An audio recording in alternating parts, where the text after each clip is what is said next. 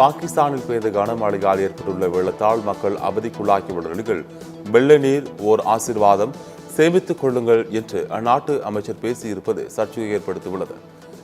பாகிஸ்தானின் பஞ்சாப் மாகாணத்தில் கனமழையால் வரலாறு காணாத வெள்ளம் ஏற்பட்டுள்ளது.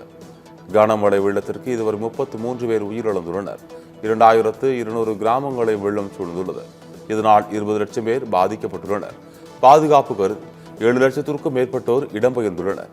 இந்நிலையில் பாகிஸ்தான் பாதுகாப்பு அமைச்சர் கவாஜா ஆசிப் உள்ளூர் தொலைக்காட்சி ஒன்றிற்கு அளித்த பேட்டிகள், இந்த தண்ணீரை சேமித்து வைக்க வேண்டும் என்றும் மக்கள் சாலைகளில் அமர்ந்து போக்குவரத்திற்கு தடை ஏற்படுவதற்கு பதில் அவர்கள் தண்ணீரை தங்கள் வீட்டிற்கு எடுத்துச் சென்று கொள்கலன்களில் சேமிக்க வேண்டும் எனவும் கூறினார்.